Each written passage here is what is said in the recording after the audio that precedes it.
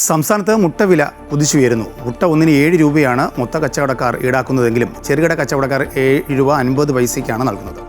Sabarimala season തുടങ്ങുമ്പോൾ സാധാരണ വില കുറയുകയാണ് പതിവെങ്കിലും ഇത്തവണ ദിവസവും മുട്ടയുടെ വില കൂടുന്ന അവസ്ഥയാണ്. ദക്ഷിണേന്ത്യയിലെ പ്രധാന മുട്ടയുൽപാദന കേന്ദ്രമായ നാമക്കലിൽ കോഴിമുട്ടയുടെ മൊത്തവില ഒന്നിന് 6.05 രൂപയായിട്ടുണ്ട്.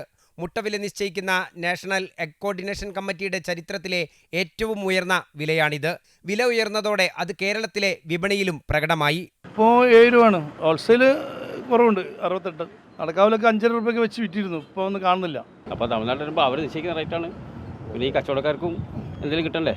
കോർഡിനേഷൻ കമ്മിറ്റിയുടെ വില വിവര പട്ടിക പ്രകാരം നവംബർ 1 നാമക്കലിൽ മുട്ടയുടെ വില 5.40 രൂപയായിരുന്നു.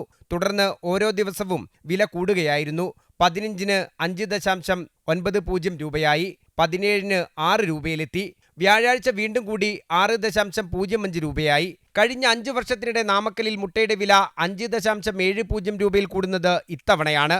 ആഭ്യന്തര വിപണി ശക്തമായതും ഉൽപാദനത്തിൽ ചെറിയ കുറവുണ്ടായതുമാണ് വില ഉയരാൻ കാരണമായതെന്ന് പറയുന്നു. മണ്ഡല സീസൺ കൂടെയാണ്, പൊതുവെ ശരിക്കും വില കുറയുക എന്നുള്ളതല്ല ആളുകൾ പ്രതീക്ഷിക്കുക.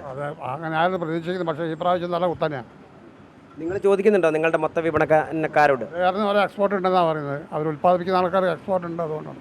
ദക്ഷിണേന്ത്യയിൽ ഏറ്റവും കുറഞ്ഞ വില നാമക്കലിലാണ്. ഇതോടെ വിവിധ സംസ്ഥാനങ്ങളിലുള്ളവർ നാമക്കലിൽ നിന്ന് കൂടുതൽ മുട്ട വാങ്ങാൻ തുടങ്ങിയതാണ് വില ഉയരാനിടയാക്കിയത്. കേരളത്തിൽ മുട്ടയുടെ ചില്ലറ വിൽപ്പന 7.5 രൂപയായിട്ടുണ്ട്. ഡിസംബർ ആകുന്നതോടെ കേക്ക് നിർമ്മാണം കൂടെ സജീവമാകും. അപ്പോൾ മുട്ടവില ഇനിയും ഉയരും.